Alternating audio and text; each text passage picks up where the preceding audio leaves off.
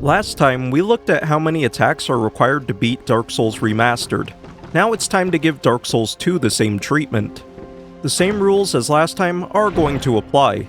So, attacking, damage-dealing items, and damage-dealing spells will count as attacks. Spells and other buffs that don't directly deal damage will not count as attacks.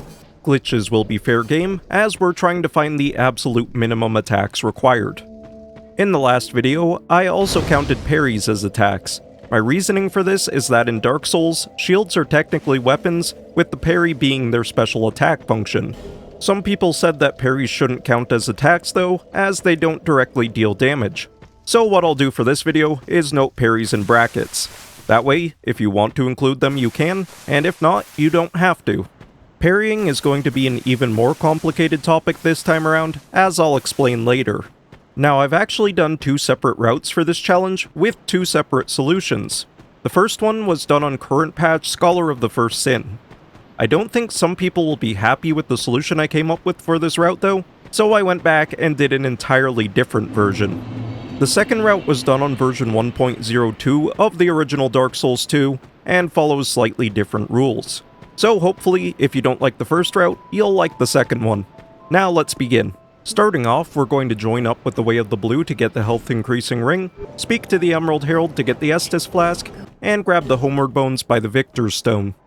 Afterwards, make your way into the Forest of Fallen Giants, run past all of the enemies, and grab the Buckler. Grab the bonfire, then lure the enemy that follows you in upstairs, so you can run back down and rest at it. We won't be bombing the wall in this run, as that would waste an attack. So take the normal path down, and make your way over to Kale to get the house key. Afterwards, carry on through the normal path, and have the firebomb enemy blow open the wall. Now it's time for the first trick of this run, the Pursuer Quick Kill. First jump on the ledge outside of the platform the Pursuer drops in on. If you jump very late by the gap where the ladder is, you can avoid triggering the Pursuer to drop in. From there, jump back across, intentionally hitting the trigger this time, and use a life gem while walking forward. This is to help with timing. Once the life gem animation ends, run back to the bonfire as quickly as possible, and the Pursuer will be sent back to his non-existent home location, killing him instantly.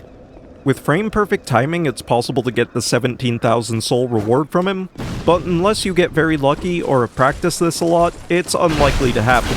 Fortunately, we don't need the souls. We can now safely make our way up the platform to collect the items from up there, most importantly, the Estus Shard. We're now going to return to Majula and pop the soul of the Pursuer. Dump all of the souls from it into Vigor. Return to the forest and drop down to the scaffolding. Heal up before dropping down to the lower scaffolding, and then quickly line up and jump across the gap.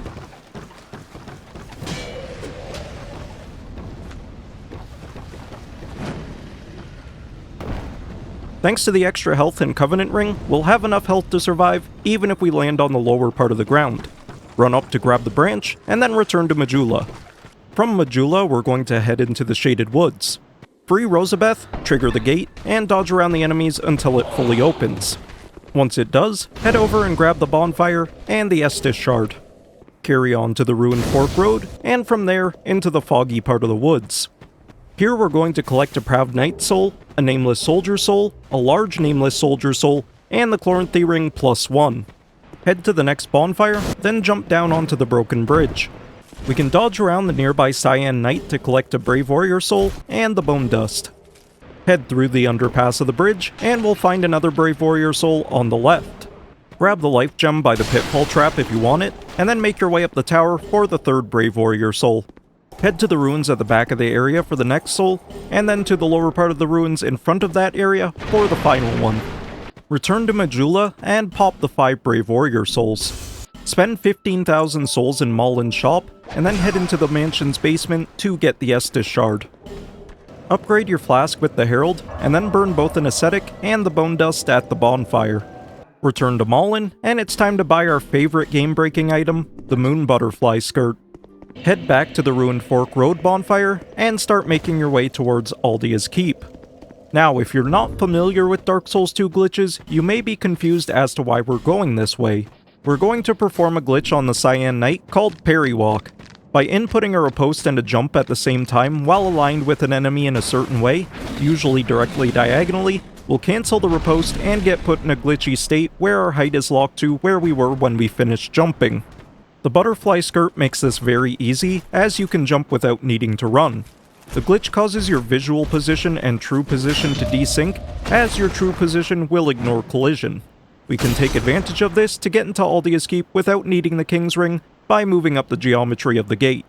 Parry walking is also the reason I said parrying would be a more complicated topic for minimum attacks at the beginning of this video.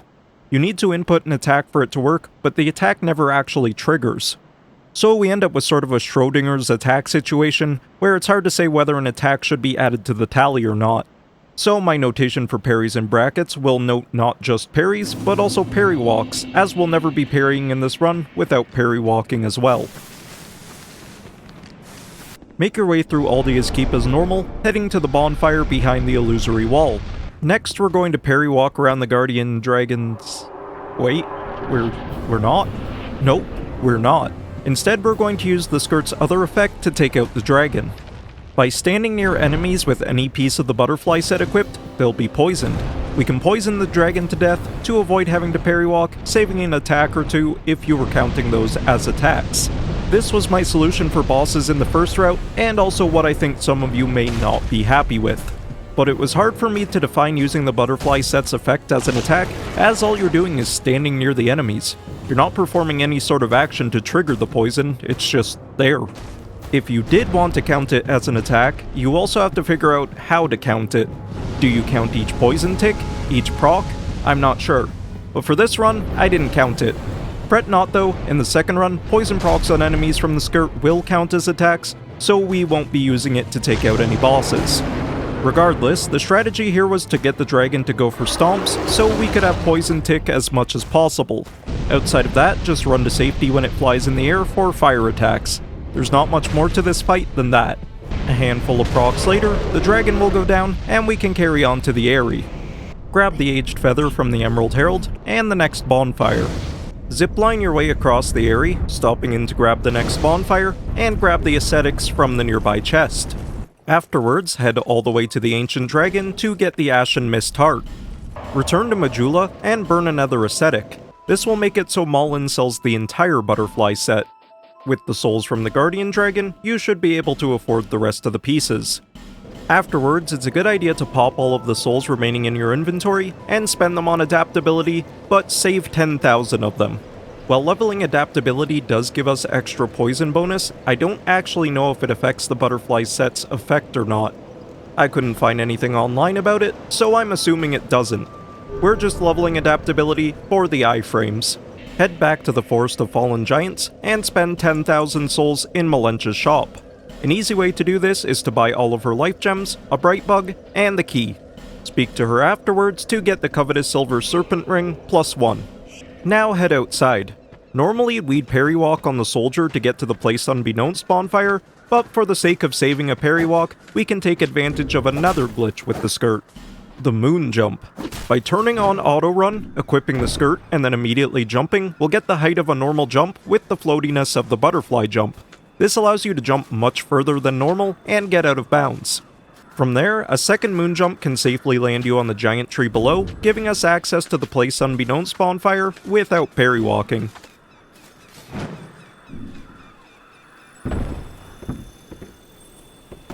Gear up with the entire butterfly set and head into the Memory of Jay. Now get ready for the hardest boss fight in this run. Not because the Giant Lord is particularly difficult, but that we're on a time limit. Some of you may not know that the "one cannot reside in memory for long" message isn't just for show. On any normal run, you'd beat the Giant Lord well before the time limit kicks in. In this run, it's a different story. We need to poison the Giant Lord as quickly and often as possible. This is difficult for two reasons. Poison ticking on the Giant Lord is weirdly inconsistent. You can stand right up against him in the same position, and sometimes it ticks, other times it doesn't for seemingly no reason. The other difficulty is avoiding his attack's janky hitboxes. Because we need to poison him as quickly as possible, somewhat risky positioning is required, so you're at risk of getting hit with any small mistake. The most reliable way I found to get poison to consistently tick was to stand by the arch of his left foot. If he went for a stomp, I'd then move in front of his right foot until I could safely move back to the left foot. He'll usually swing his sword at you when you're by his left foot's arch, but as long as you stay right against it, you won't be hit. When you get the message saying the Ashen Mist has thinned, you're almost out of time. If you don't get the final poison proc shortly after it pops up, you'll be kicked out of the memory before the giant goes down, and will need to try again. On a successful run, he'll go down with a handful of seconds to spare. I'll let the clip play out so you can see how close this run was.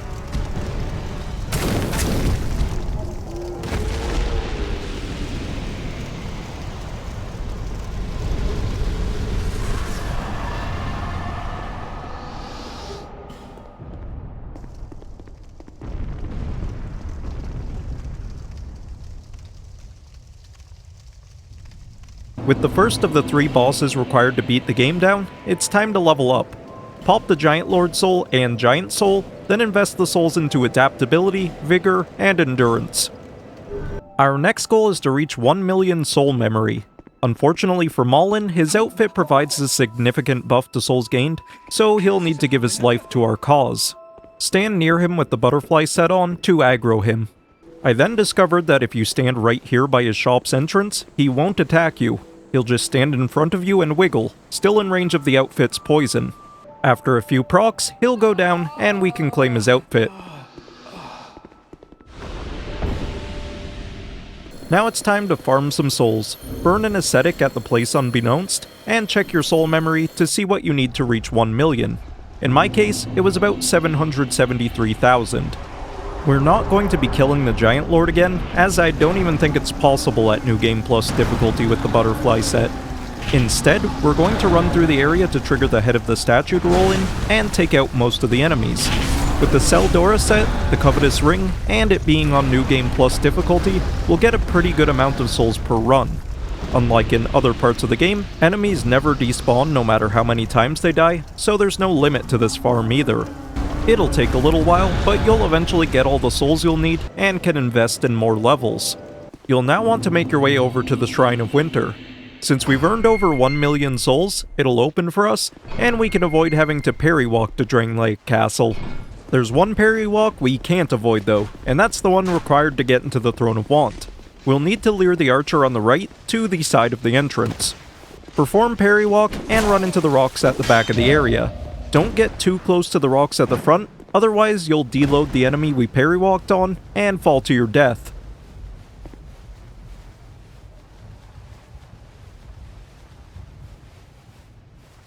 When you get here, run around the wall in front of us and then turn towards the bit of rock geometry you can see. Run a bit towards it and then turn towards the castle geometry you can see in the background. After that, you should hit a wall and start moving down. When parry walk wears off, you'll fall directly into the Throne of Want.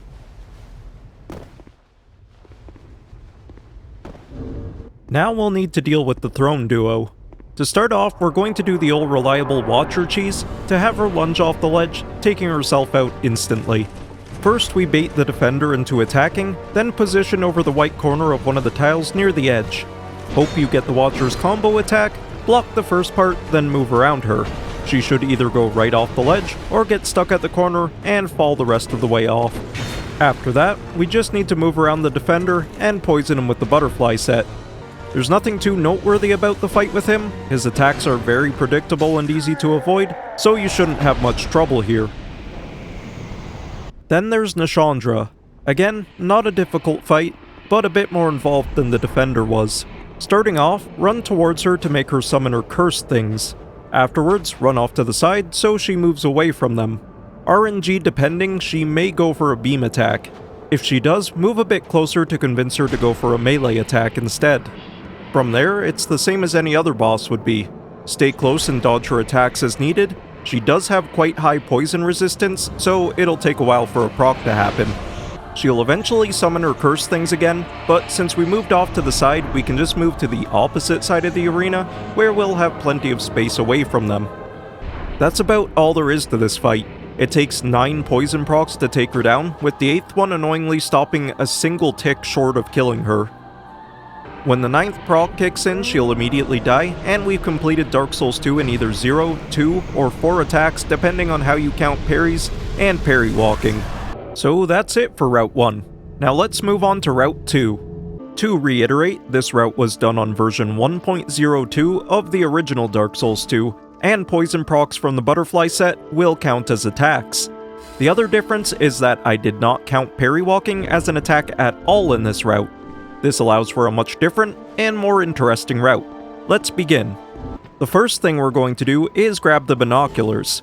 If you're wondering why, it's because it lets us do this.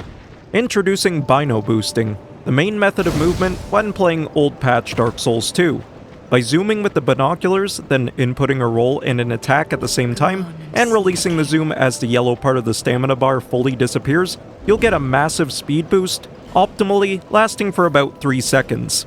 Now I did say it requires an attack input, but this is another parry walk situation where the attack is never actually executed.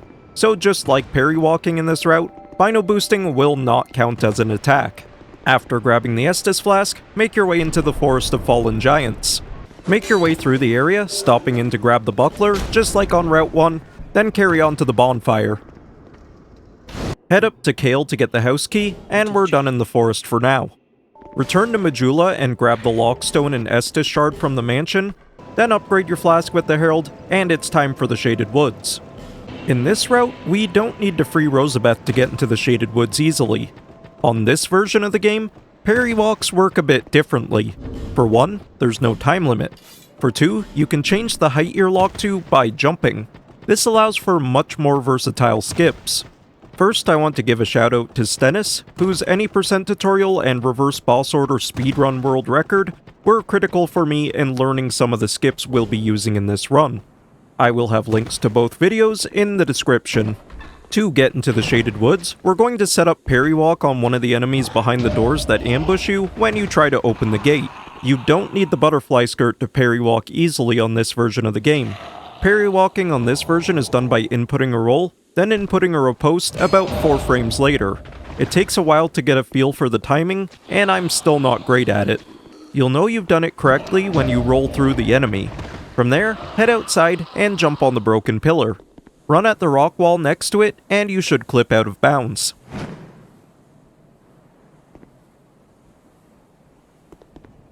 From there, run all the way around the structure to the back of the stairs.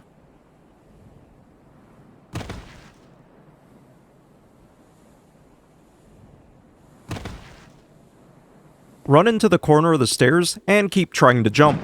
You'll need to jump 5 times into the corner of the stairs.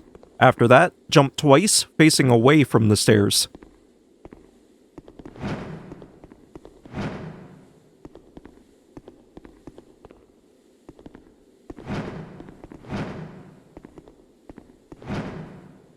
Continue running directly away from the stairs. You'll run into some terrain where you'll want to continue running forward until you clip through.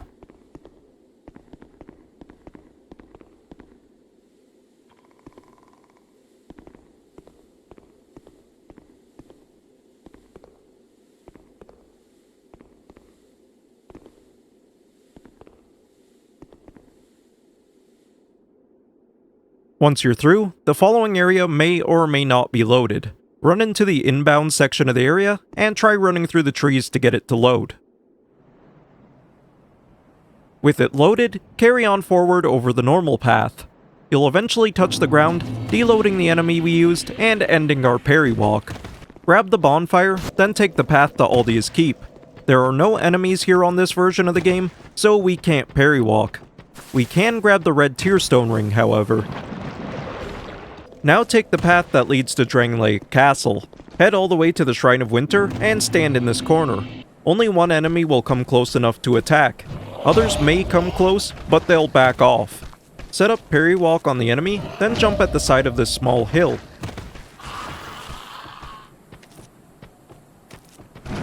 Position yourself under the tree, so this specific leaf is over your character's head. From there, look for the dip in the hill in the background next to a tree. Run towards it, and input 11 jumps.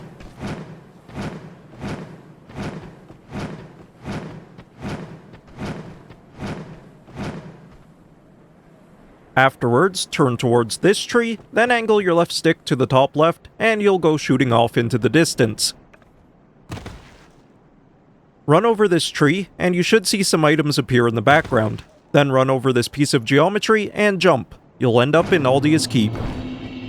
Grab the first bonfire for safety, then carry on to the second bonfire. Next we'll want to head into the room with the hole leading to the acid pit. Lure the enemy in there out into the main hallway.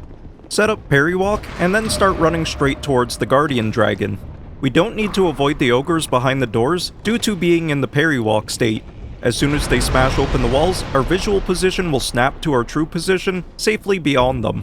When you get to the platform outside of the dragon's cage, you'll want to jump a couple times until you actually see your character lift properly off the ground. This will make it so our height is locked to this platform, and make it safer and easier to get on the platform on the opposite side.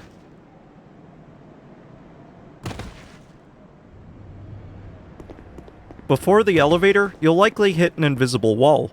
You may need to run left and right a bit to convince it to deload the enemy we used and load in the next area.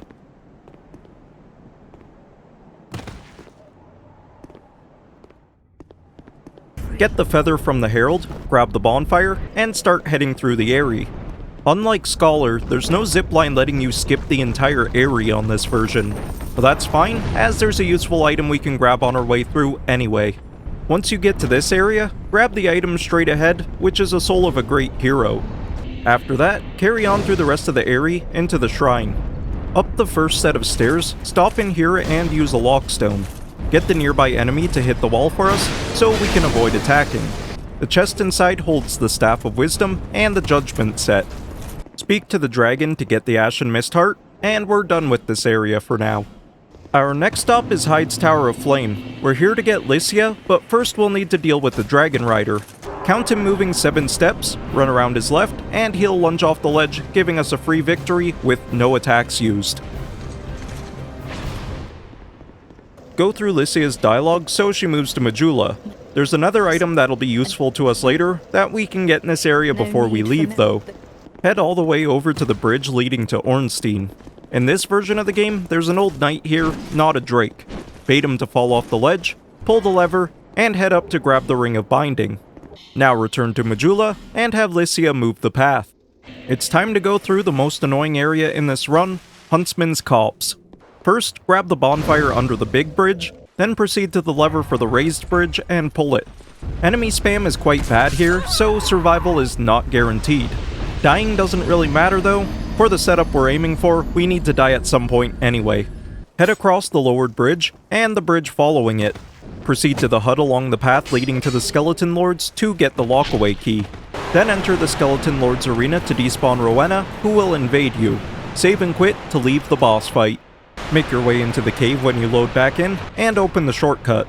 You can now open the lockaway and grab the bonfire. It's time to skip the Skeleton Lords. Head over to where Rowena spawns and use her to parry walk. Jump up to the peak of the nearby section of the path.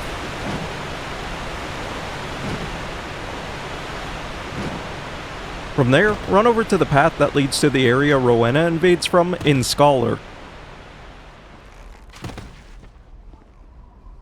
When you get there, jump all the way up so your height is at the peak. Be careful throughout this entire section, as getting hit with an arrow will remove your ability to jump and roll, forcing us to reset.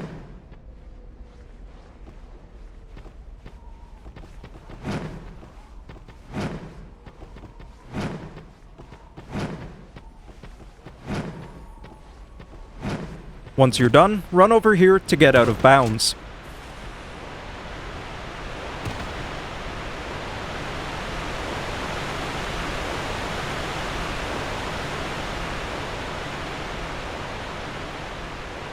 You'll then want to run to the opposite side of the tunnel you can see below. Run in the direction the end of the tunnel is facing, and you'll hit an invisible wall. Run forward and to the tunnel's right to get around it. Once you're around it, run back to the end of the tunnel, turn around, and jump. I like to jump one more time after this, but I don't think it's necessary.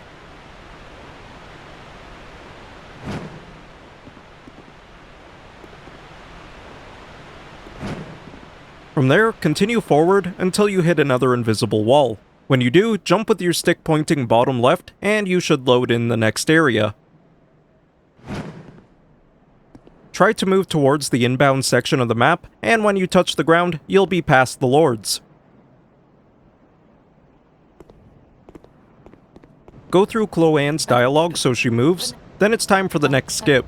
Leer the first skeleton in the area up to where Chloanne was. Set up parry walk, and we now need to make a series of jumps to get enough height. First jump at the peak of the edge here. Next jump at this rock, then at the triangle-shaped rock next to it. From there, jump along the left where you can see a seam, then at the flatter part above that. Next jump at the left edge of this rock, then again at the left edge of the higher part.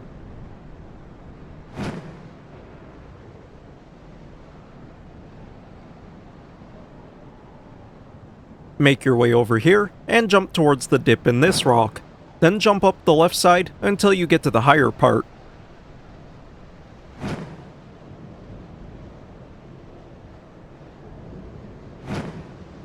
Finally, jump once more at the right side of the rock where you can see the seam. With that, you should have all the height you need.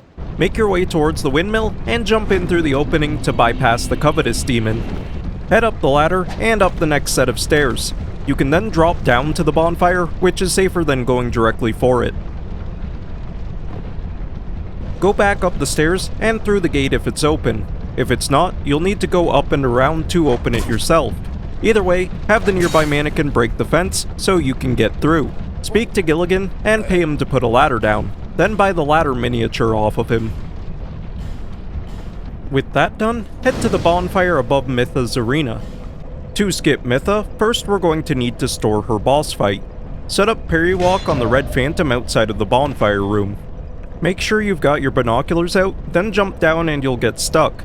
Zoom and move with the binoculars to get free, then jump down again to touch the ground of the tunnel. You'll then want to run towards Mytha's fog gate, stopping just before it to land your true position just inside the arena. Use the binoculars to turn as far away from the fog gate as possible while still getting the enter message. If done right, you'll trigger the fight and walk back outside the arena. Now make your way back up to the bonfire, then parry walk on the red phantom again. Repeat the jumps down, but this time just run straight into Mytha's fog gate. Just keep running into the fog gate until you're certain your true position has cleared the entire arena. Afterwards enter, and you'll slide all the way through the arena to the exit. You may once again have to run left and right to get the next area to load. Grab the first bonfire in Iron Keep, and we've got one more boss to skip. Run through the area and jump to the stairs with the Dull Ember. We don't need the Ember in this run, but you can grab it if you want it. Climb up the nearby ladder and set up parry walk on the Alon Captain. Jump down, zoom, and move with the binoculars. Then jump down to the platform with the lever. From there, you can run over here to get out of bounds. You'll be able to see the old Iron King's fog gate in the distance. Run over to it and either jump into the top like I did, or jump down and run into the right corner to get the area to load.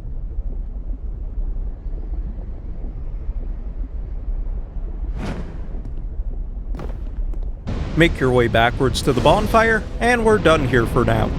Return to Majula and store all of your items that aren't equipped except for the Soul of a Great Hero. Drink both Estus Flask charges and set the menu to sort by held, so the soul is the first thing in the list. This version of the game has a soul dupe. By using the soul, changing to the equipment tab, then back, and choosing to leave the soul before it pops, we'll both gain the souls from it and leave it on the ground. This allows us to use the soul an infinite amount of times, as long as we don't mess up the inputs. After duping the soul once, head over to Shalquar to buy the Silver Cat ring. With the new ring and 2 Estus charges, you'll be able to survive dropping down the pit to get to the gutter. Grab the bonfire, then it's time to get a couple important items. Cross the first bridge and fall through the floor. Jump across to where you can see the 2 hollows and drop down again.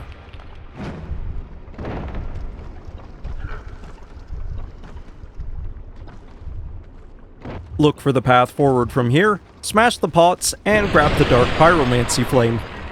Return to the bonfire, then head through the area normally. Drop to the path leading to Black Gulch, and grab the branch, then the bonfire.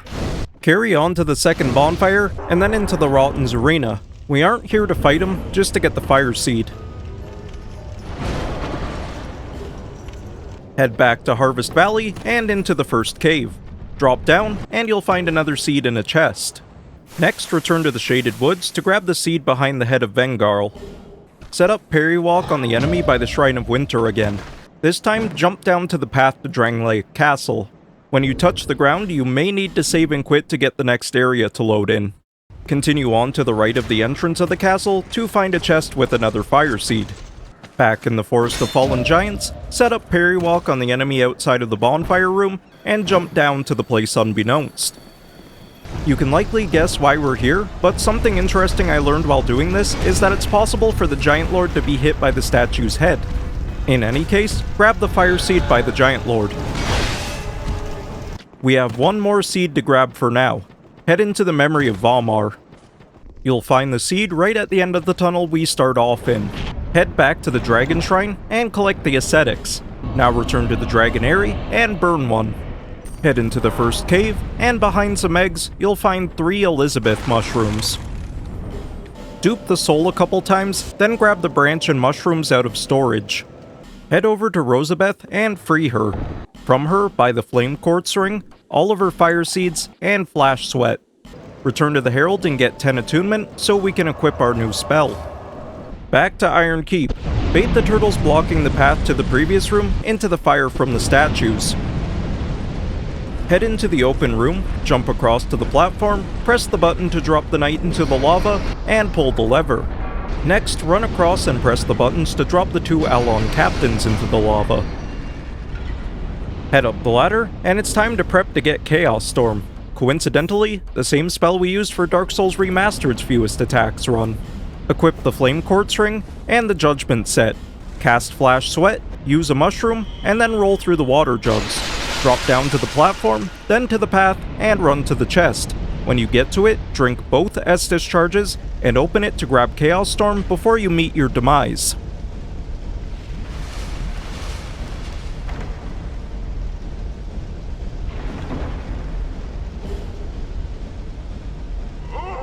You'll then want to repeat what we just did again to get the final fire seed we'll need.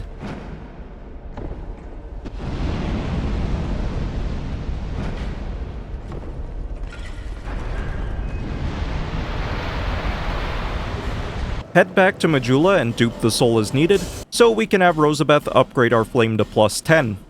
Next, dupe the soul until you have both 25 intelligence and faith. If you have extra souls when you're done, start leveling attunement. Head back to Huntsman's Copse and speak to Falcon, who will give you his staff. If you haven't already hollowed to the max by dying 10 times, now is a good time to do so. We'll need to be hollow very shortly anyway, so might as well max it out now. If you couldn't already guess what we're doing, we're going to complete Navlan's quest for Unleash Magic. Kale's Helm is the only required item we can't get without actually killing the NPC. But how do we kill him without wasting an attack? First, we'll need to deal with the hollow in the tunnel. It's easy enough to get him to follow you out by the ledge, and use parries to make him fall off. As for Kale, I realized that if you run against him, it's possible to push him just ever so slightly. When he's against a wall, you can get a much bigger push as you act like a wedge driving him away from the wall. Little by little, you can force him down the tunnel all the way to the end. It took roughly 45 minutes from the time I started pushing him to getting him to fall off. Warp back to the bonfire, then return to where he was to collect his helm. We can then head to Navlan and Aldia's Keep to hand in all of the quest items and collect Unleash Magic. Now, way back at the start of the run, you may have noticed that I chose the Petrified Something as my starting gift. This wasn't by accident. Grab it out of storage. Make your way through the tutorial area up to the Crow's Nest. At this point, you'll likely want to back up your save. We're going to be trading the Petrified Something with the Crows to get the Channeler's Trident. Unlike in Dark Souls 1, what you get from the trade is random though, so it may take several tries to actually get the Trident. Next, we'll want to level up. A lot. We could just pop our soul a bunch of times, but that's slow. Fortunately, Plupperino relatively recently found a way to level up for free. The problem is that we need a method of getting poisoned here in Majula without attacking. After duping some souls, burn 2 ascetics in Majula and buy the entire butterfly set from Malin. Equip a piece of the butterfly set and stand near the guy by the statue until he aggros. Remember, I'm only counting procs from the butterfly set as attacks, not ticks. He'll aggro before the proc happens, so no attacks used. With that done, head over to Rosabeth and give her the entire butterfly set. Now, time for a lot of duping. While the free level glitch does indeed let us level for free, we still need the initial amount of souls required to pay for the level. You'll want to dupe souls until you've got at least 1 million. When you're happy with your number of souls, time for the glitch. Set up Parry Walk on Salden, and then make sure the Herald is standing up. Stand next to Rosabeth until you're poisoned, then speak to the Herald to level up. Input your levels, but wait till You Died pops up to confirm them. You'll receive the levels, but the souls you would have used will instead go to your Bloodstain. Touch your Bloodstain to regain your souls, and you can repeat this as much as you want. You'll want to max out Intelligence and Faith for maximum fire bonus, as well as get 15 Dexterity to use the Trident. I also went with 50 Attunement, but how high you level it is up to you. Time to take on the Giant Lord. To set up the red Tearstone ring, just drop off the ledge by the bonfire with the Silver Cat ring on. In the memory of Jay, rush over to here.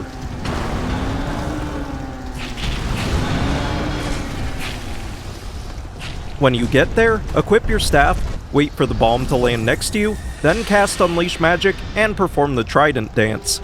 Dodge the giant's initial attack, wait for him to do another attack, then cast Chaos Storm.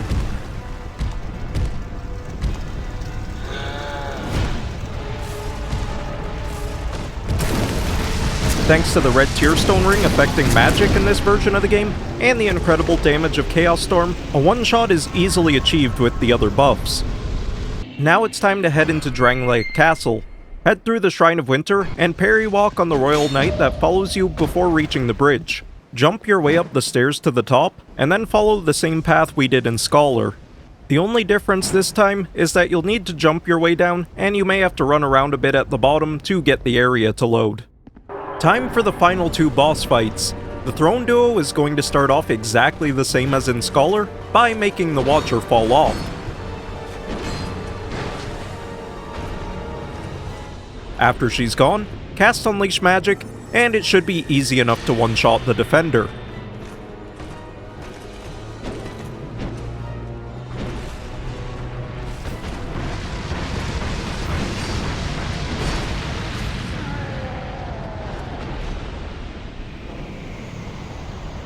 You can save and quit if you want to reset for Nashandra, and if you need to proc the red Tearstone ring, you can jump from the throne's entrance down to the path to take a bit of fall damage.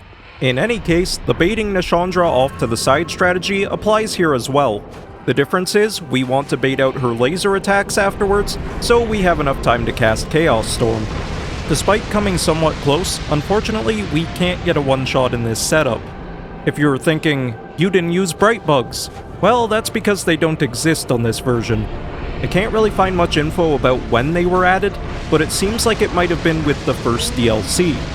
So unfortunately, a 2-shot is the best we can do. Now I believe this is the fewest actual attacks achievable on PC. However, I think you could save one more attack on the unpatched console version of the game. Soul Geyser used to be absolutely busted. As you can see in this clip by Ray Dimitri, it was capable of one-shotting Nashandra. Soul Geyser was nerfed prior to the PC release, so unfortunately, I was unable to try it myself in this run. Just for fun though, I figured I'd show you how a Nashandra one-shot can be achieved on this version of the game. It requires Flame Weapon, which can only be obtained by beating the Lost Sinner on New Game Plus difficulty, and a second Pyromancy Flame. First you perform the Tumble Buff glitch on the main flame. This is done by having a buffable weapon in your right hand, then rolling and quickly swapping to the flame while holding forward the whole time. I'm not great at this, so I was using an infinite spells cheat to not run out of casts in this clip. From there, cast Unleash Magic and enter. Get Nashandra to follow you off to the side to summon her curse things, then run over to the other side.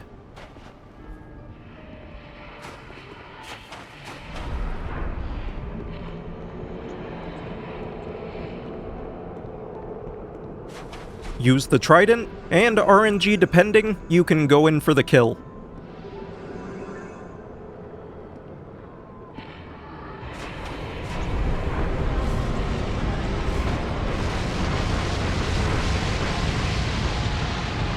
So it can be done on this version, it just wouldn't save us any attacks. In any case, there's two possible solutions for Dark Souls 2's required attacks. I hope you found this video entertaining, and I will see you guys in another video.